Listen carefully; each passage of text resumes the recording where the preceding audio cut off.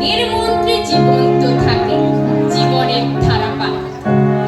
নমস্কার, শুভ সন্ধ্যা। আজ শিশুতীর্থে জন্মদিন। কোটি কোটি পায়ে শিশুতীর্থ আজ 16 বছর প্রতিপন্ন করছে। নতুন পুরাতনের ভিড়ে শিশুতীর্থ আজ প্রায়